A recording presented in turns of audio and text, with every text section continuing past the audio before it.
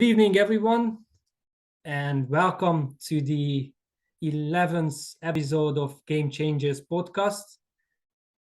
This is the first episode of this podcast, which is going to be international. I have a guest from UK, from United Kingdom, England, special guest, Paul Stewart. Welcome you, Paul. Mr. Stewart, thank you for accepting my request for this interview, and thank you for being here with us tonight. Thank you. Just about the podcast and about myself a bit. My name is Sabi, and as I mentioned, this is the 11th episode of the Game Changer podcast. This is the first episode which is going to be international. We're going to have more international guests in the future. I started this podcast to inform and entertain and educate people who are generally interested in sports, or they are professionals or athletes from the sports world. And I would like to talk and have an interview with many people as possible from the sports world, from Hungary, from all around the world, because I feel that there are certain topics needs to be covered and needs to be heard, and that's why we are here today. So again, Mr. Stewart, dear Paul, thank you for accepting this request from mine. And for those of you who don't know you, let me just introduce you let me introduce you. You are a former professional footballer, played for such teams like Tottenham, Liverpool, Man City, Crystal Palace, the national team. You are also a public and corporate speaker now, because you are an advocate for safeguarding, which we are here today. The main topic is we're going to talk about safeguarding. And you are also an author of a book called Damaged. So again, welcome, and thanks for accepting, and thanks for being here with us tonight. My pleasure. So let's start. Our main topic tonight is safeguarding, and but let's start from your career, because you played on such a high level for those big clubs. And I never really had the chance to talk I played football as well by myself, but I never had a chance to interview such a footballer like yourself. And I just would like to know that how did it feel like, playing in such a high level with such names like Paul Gascoigne or Gary Lineker, playing in the FA Cup final, scoring a goal, winning the title. You guys seemed like you were really unbeatable together. How did it feel? Yeah. To be honest with you, Sabi, ever since I could walk, I wanted to be a footballer. And I know it's every young boy's and girl's dream now these days, but I grew up in a poverty-stricken area of Manchester, and your only dream was to be a footballer. Ever since I could walk, I wanted to be a footballer. I achieved what I would say was my dream, with exactly what you say. If somebody told me I'd scored in a cup final when I was a young boy, I would have said, "Oh, that's all I ever want." If somebody had said you would play for the international team, I would have said that's all I ever want. Unfortunately, because of my experiences through that process, I never enjoyed it, and I was never able to enjoy it because of what happened to me as a youngster. I still had that motivation, that desire to be a footballer, but you know, in the background there was issues, and I was unable to enjoy it like I think I should have been able to enjoy it, and that is the sad really point of our discussion here, because as you just said, you know, Man City, Liverpool, Tottenham, Gary Lineker, Paul Gascoigne, you know, Ian Rush, John Barnes, you know, the list is endless. Yeah. I know they enjoyed it, but unfortunately for me, it was sort of it was masked by problems mentally, and I was unable to just you know, enjoy the moment. On the face of it, I looked like I did. In the background, there was so much going on. It was really devastating. Let us come back to this. Let's hold on for a second in here, because obviously this is our main topic, but I really want you to remember first that how was that, you know, I seen some of your goals on YouTube, because when you played on that level or for those clubs, I was a young kid, so I was barely seeing some of your games, you know, and but I checked your goals on YouTube, and some of them was like, wow, you know, like amazing. For you, which one was, as far as you remember, which one was your favorite one, or your most memorable one that you, is it one that No, it's I guess the cup final equaliser against Nottingham Forest at Wembley. And just referring back to what I said, you know, as a boy growing up, this was when the FA Cup was a really a trophy that everybody wanted to play and win in. And I know that you know, in today's game, the FA Cup has been sort of disrespected in terms of the big clubs. It isn't as important. But we didn't have the Champions League. I know we had the European Cup and we had the Europa Cup, but they weren't, as a youngster growing up, something you inspired or aspired to play in. And for me, it was one day I want to play in that FA Cup final. I want to be, you know, because over in the UK back then, you know, the build up and everything, it was almost like the best competition you could win in the world, even more than winning the league, because that one day was so special. So to realize that dream, don't get me wrong, was something special. I would have, and I know, and excuse me for keep referring back to it, I would have loved to enjoyed it as much as my colleagues did, because it was an achievement that I would aspired to do. So yeah, and we were, I mean, again, respect for what you have achieved in terms of within your career. However, I know your story. I heard it first when I first heard it. We were in Krakow, Poland, in the All About Football conference, and what hit me there while I was listening to your story, that you had a wonderful career, but you did not enjoy at all.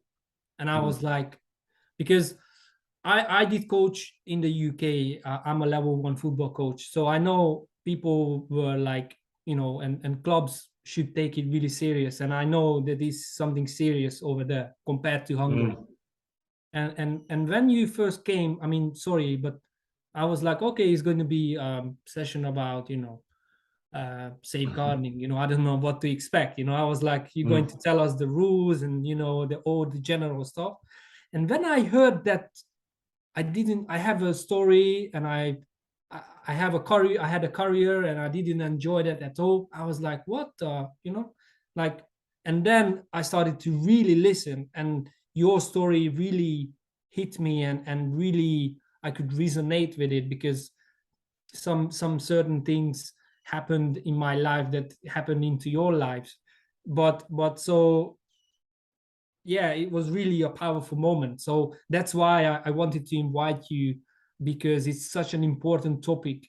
I think, and you're quite right saying that. And you know, when I came over to Poland, I spoke to the sports minister. I spoke to many people that were at the top of the game in terms of making decisions, and safeguarding was, you know, safeguarding doesn't exist.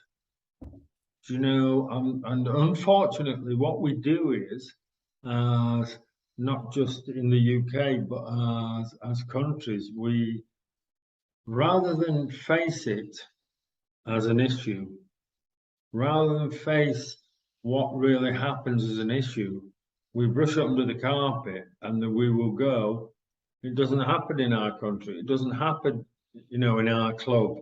It doesn't happen in our football association. And unfortunately, that's when you become really vulnerable, because individuals will recognize that. They will infiltrate because they know that there are no procedures in place. And what I liked about the conference in Poland was people wanted to take on board what you were saying. They wanted to make change, and and that's why I get up every day, every morning, and listen. I have to relive my childhood experiences, and I say this wherever I go, but I will relive my childhood experiences and let people know the cold, hard truth. If I think I'm saving one child from going through the experiences I went through. So for me now, I will always love football. Football, do you know what? It made me a victim, as my book says, but it saved my life. But now I have a different vocation, and my vocation is, and I talk to the youngsters that are coming through now, and I say to them, do you know what? Just enjoy the moment. If you've got an issue, talk to somebody, because there are people now that you can talk to. When I came through the football pyramid, if you will, they didn't have anyone there that you could talk to. If you had an issue, there was nobody there that you could talk to. You know, many of these children that I speak to, they're in privileged positions where millions of young children would love to be. You know, they're with elite football clubs. I want them to enjoy it. I don't want them to regret. Sure. I don't want them to think, well, I wish I'd spoke to somebody. I want them to be able to express themselves, talk about the problems. It won't hamper their chances or stop their chances of progressing. And this is what's the most important thing about it all. It's not about Paul Stewart. It's about transcending that experience and making them understand that, you know what you can do? You can talk. Sure. Let's start a conversation.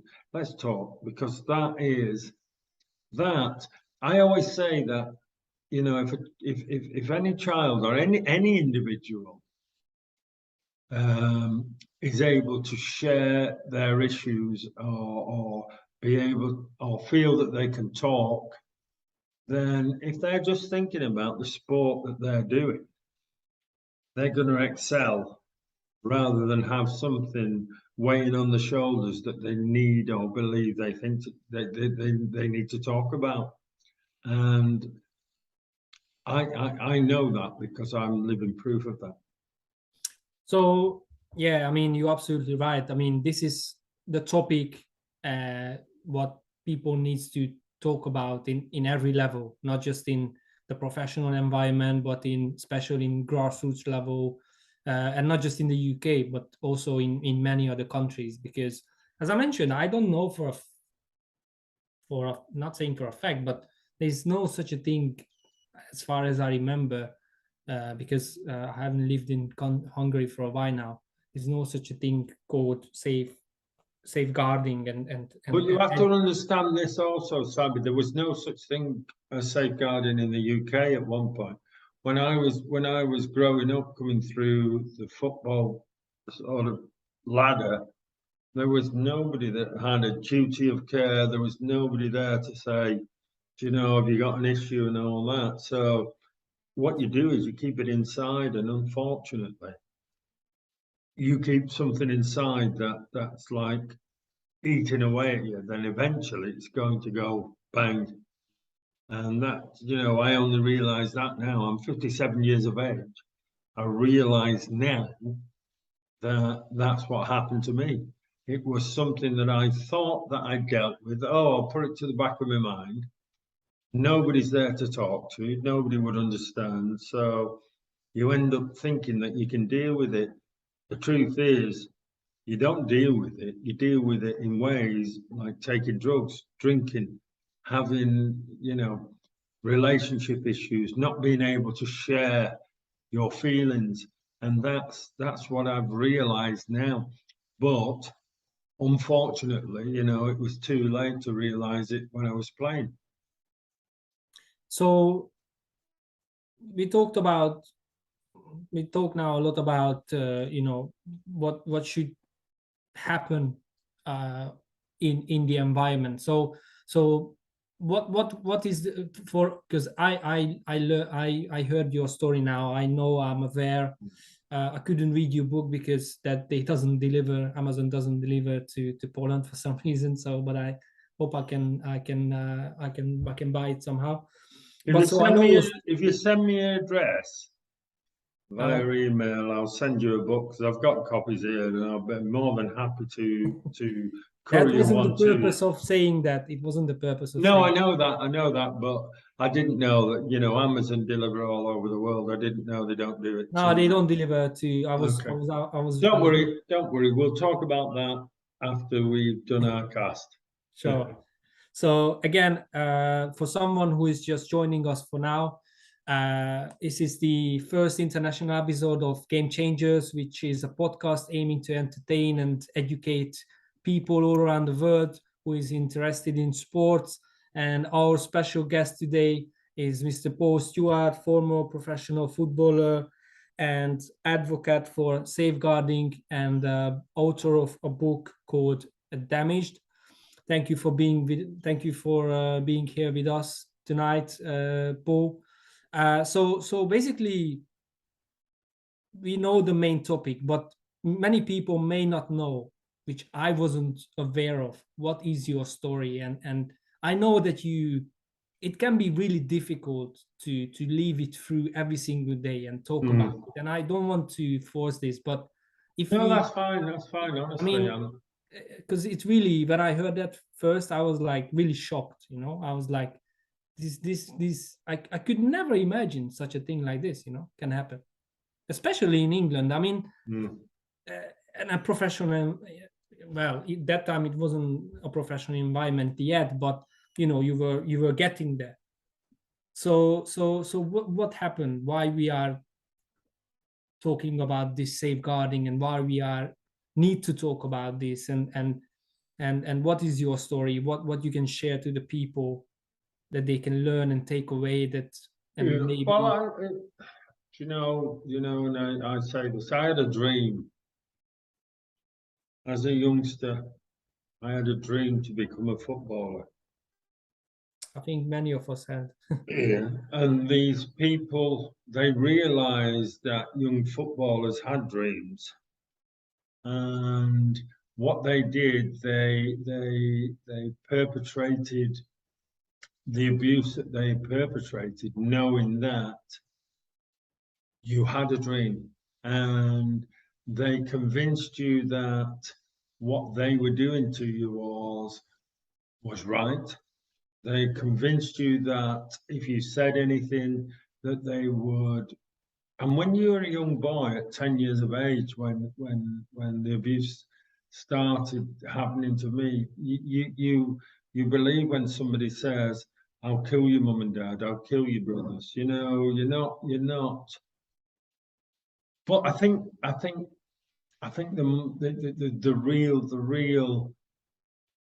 real thing that these people were able to hold over you is you thought that they had within their power to give or take away the only thing you ever wanted to be, which was a footballer. So they convinced you that what they were doing were right, because if you want to be a footballer, you have to do this. They then threatened to kill your parents and family. They become the nicest, most trusted person within your family unit. So your parents, your aunties, your brothers, and everybody, they don't really see that these people can do that, because they're very clever in the way that they manipulate those loved ones around you to isolate you. Now, I always say, you know, when I was told, and I genuinely believed that my abuser could give or take away the only thing I ever wanted to be, which was a footballer. And that was the reason that I accepted what was happening to me. But I was always, you know, I was frightened of him. In the car, when we were alone, he was a monster. Within the family unit, he was the nicest person you wish to meet. So why would my parents think that something's going wrong? What we need to realize now is, and we're talking in the mid-70s now, Sabi, what we need to realize now, and we often talk about children, we go, if someone's been, as a child, being disruptive, we call them naughty children, don't we? And we don't consider that there may be something happening in the background. All of a sudden, they come in an environment, and they come from a background where they don't have the latest sportswear, they don't have the latest phone, they don't have the latest anything. Then all of a sudden, they're turning up, and they've got all these gifts and all that. We have to realize. Was it not strange to your parents that time that someone trying to be that nice to you and to your family? Oh, he would convince my mum and dad that he was the person that could make me realize my dreams. Yeah. So why would they think?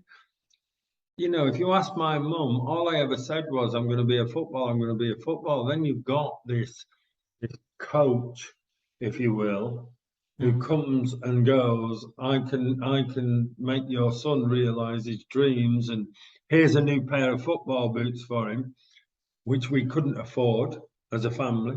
You know, new football boots or new anything would have been a luxury. And then all of a sudden, you've got this nicest man in the world coming round saying, I can help your son realize his dreams. He's the best thing since whatever.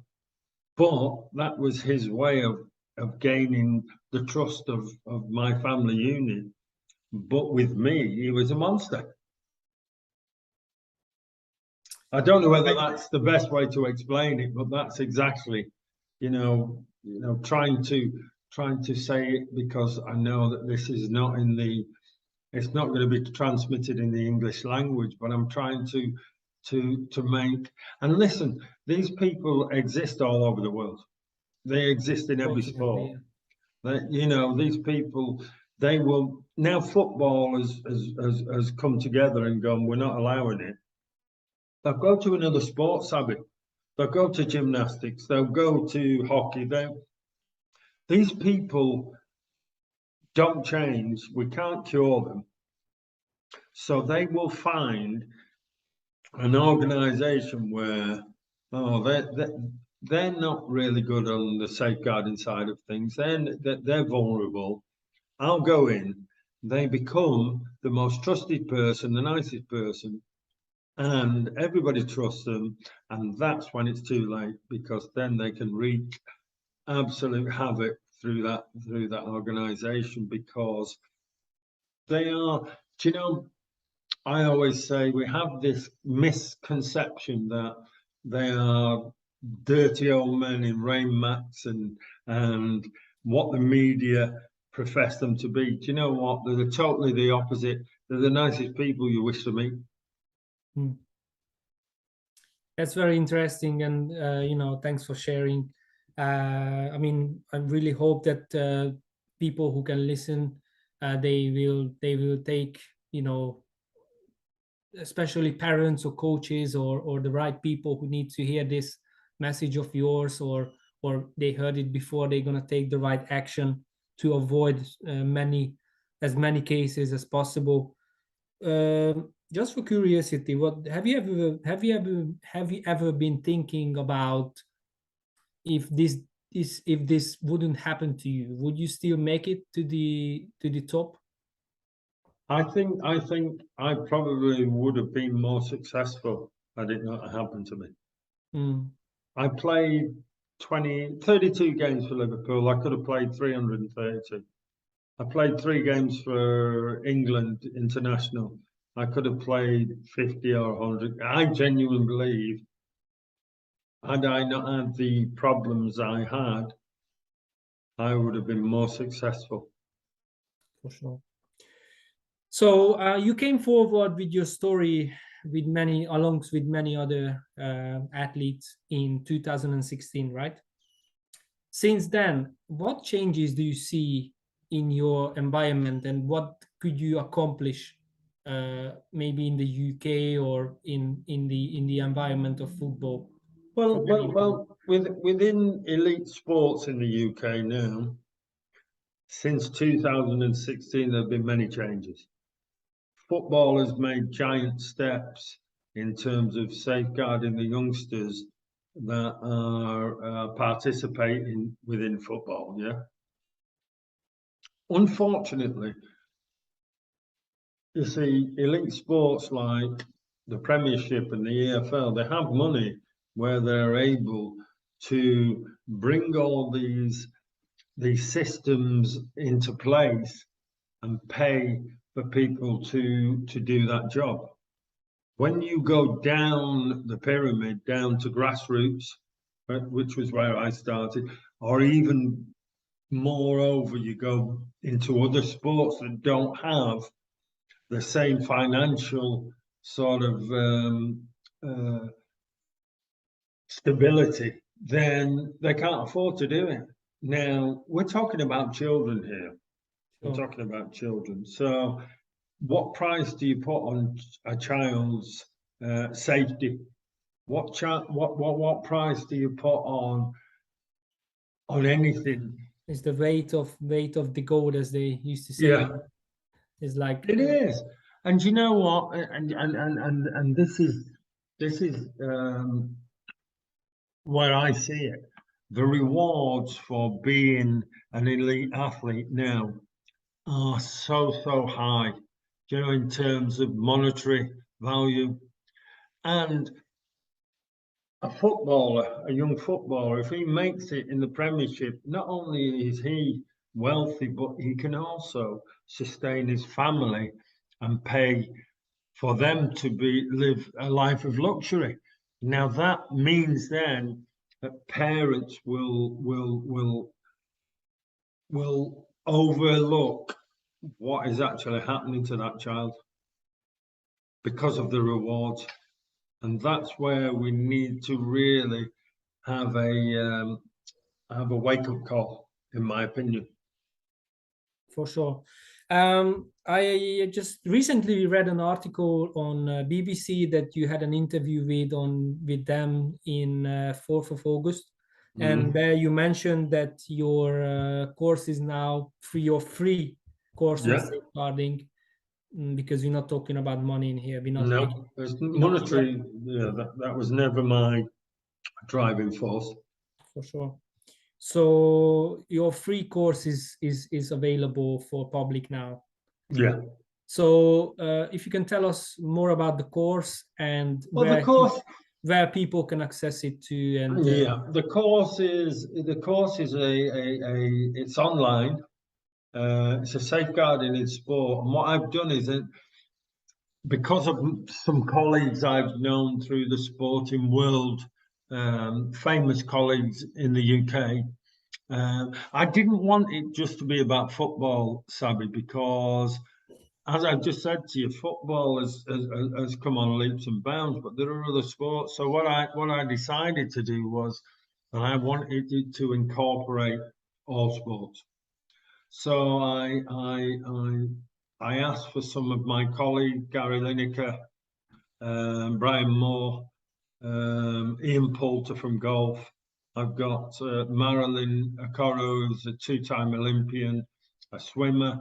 I wanted them to be involved in it because you, I'm sure, have done courses online, and we've all done them. But do we keep the information in?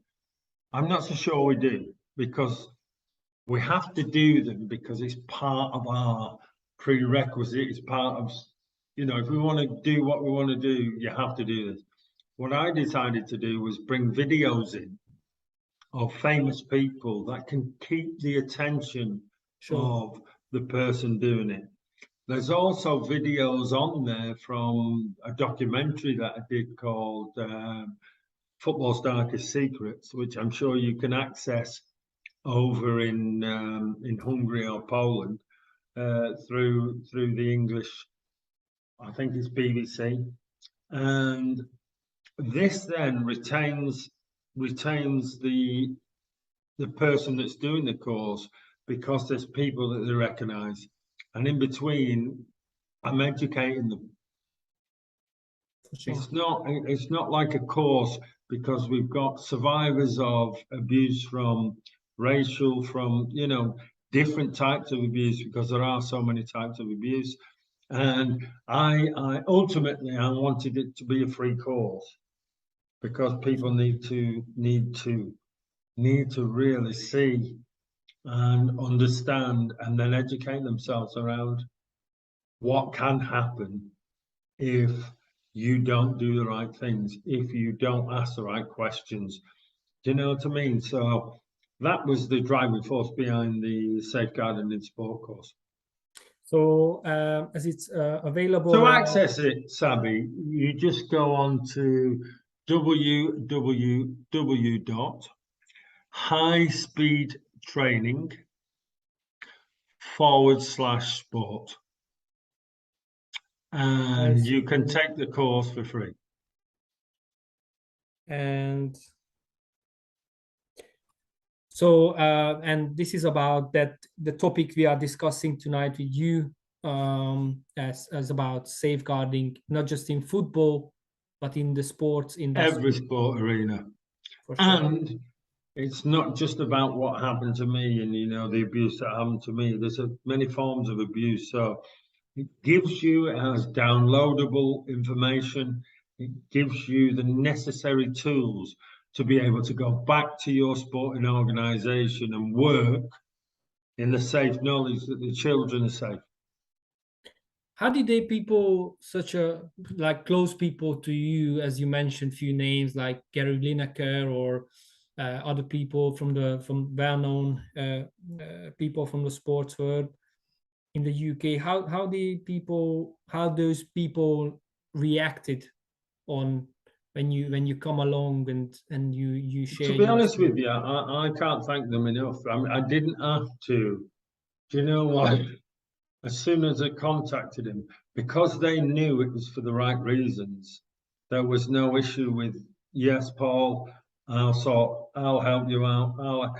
Gary Lineker did his part of it on the BBC Match of the Day set. I have a young lady called Kelly Cates, who is Kenny Dalglish's daughter, who works for Sky. She did her bit on the Sky Sports set, because they knew it was for the right reasons. I wasn't exploiting them. I was asking them, look, well, we're here, we're trying to protect young children. Who wouldn't do that? Who wouldn't do that? For sure. So what would be your advice to people who are listening us right now or watching us in this episode of Game Changers, what would be the advice for parents, maybe young athletes? Well, I'll tell you a story. And this will probably, hopefully, coaches or leaders. Yeah, but hopefully this will sum it up in terms of what I would like, and I call it start the conversation, right? I know of a scenario or a situation that happened with a rugby coach, and there was a parent, a father, who had 2 children, yeah, and he would take his children to rugby training every week. He would drive, open the door, drop them off, let them go. After a year of this father doing that with his 2 children, the coach walked up to the car, yeah, as he was dropping his children off. Sure. And he went, "Excuse me, can I have your car keys and your wallet with your money in?" So the parent looked at the coach and went, what are you talking about? He went, "No, I'd just like to have your car keys and your wallet." Well, once he'd said it the second time, the parent looked at him and he says, "Why are you saying that?" He said, "Well, do you know what? For 1 year, you have dropped your 2 children off.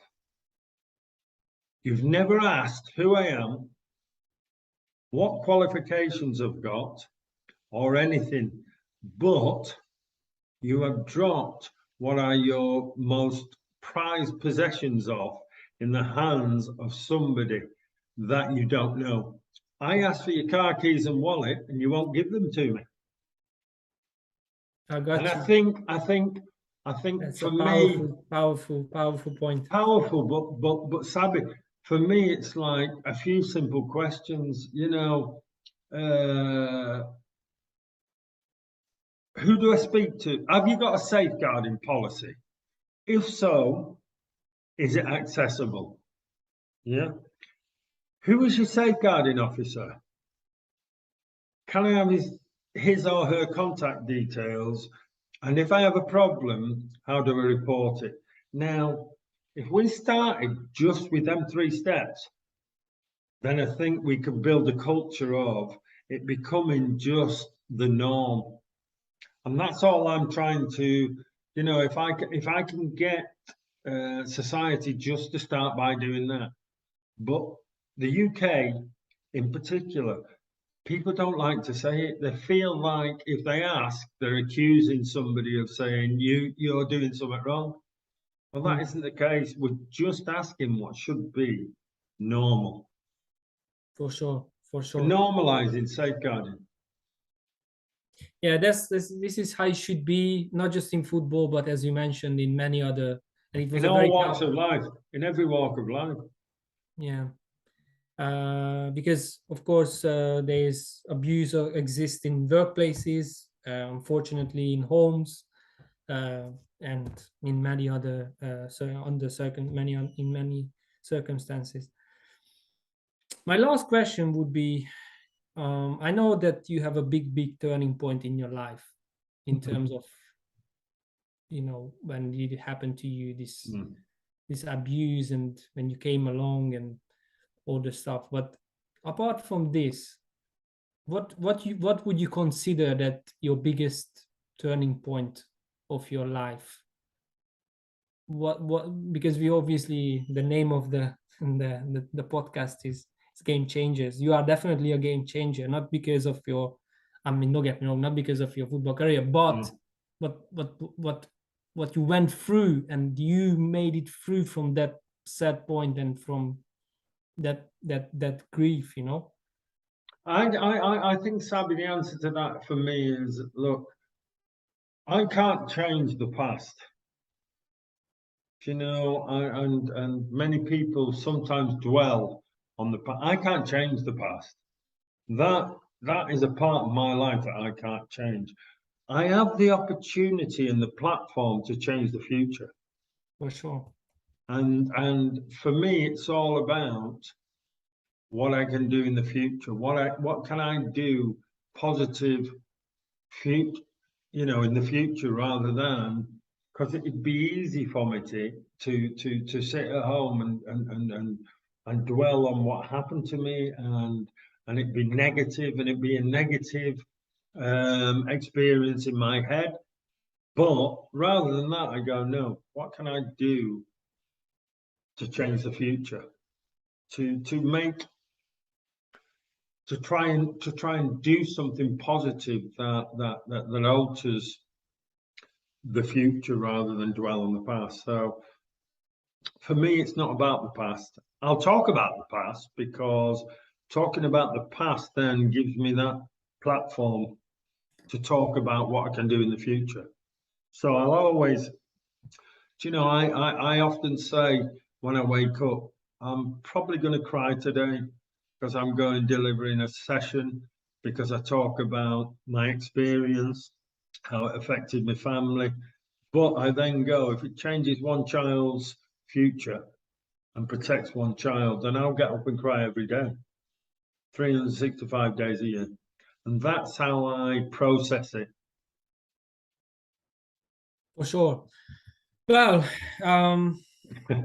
what can I say? Thank you very much for being here with us tonight, sharing your experiences from the football world, on, you know, from the sad moments to playing on a high level, and you know, you have a story. The reason I invited you to this podcast, because I want people from Hungary especially, but from all around the world watching and probably will listening us, to know that this is a serious topic, especially in the sport world, and they need to know about it.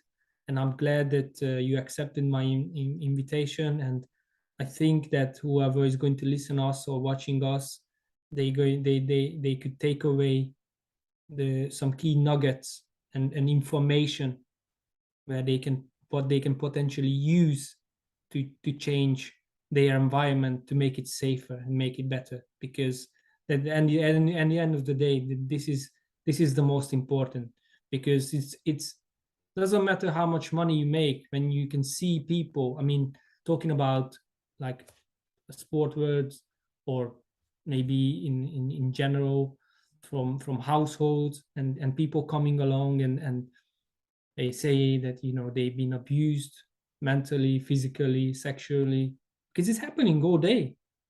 Every We're not day, talking all about day. it. It's out there. It's out there. And when you see especially an athlete who seems like so successful in front of the media, I never thought that when you give this presentation, I was like, okay, what are we gonna? But that probably that one of the best and one of the most powerful presentation I heard in my life in terms of in that topic, and people needs to hear this. And again, thank you very much for coming along and sharing your story with us, and thank you for your valuable time, Paul. I appreciate My pleasure, Sabi. And I'm hope that people who are going to listen us and watching us, they will, because it's not going to be in live. I mean, we're recording it now, and it will be played on 17th of September, because every episode we publish every episode on the 17th of each month. So this is going to be the next episode. So people who want to listen us, hope they can find it, and I will share with the audience that you know. I think I just need to readdress the course, and if people are happy with doing it in English, it's actually www.highspeedtraining.co.uk/, but So I think I left the .co.uk out. .co.uk. Yeah. So okay. yeah, I mean, again, yeah, I really appreciated your time, and it was a pleasure to meet you in real life. as well in Krakow in here. And hopefully in the future we can meet again, maybe in a conference or an event which related to sports or football. And I'm looking forward to hear about your work more in the future, and help to share your story with people. Listen, Sabi, it's been my pleasure, and you stay in touch, and hopefully what we've done tonight may just change a few people's views, a few people's perception of what we need to do when we're working with children. It's all about the child. It's all about us being able to give that child the best experience we can. And that is more important than any medal, any international cap. And it's been a pleasure. And I'll talk to you soon. Thank you very much. I'm Thanks, looking Sabi. forward to it. Bye-bye. Yeah, thank you.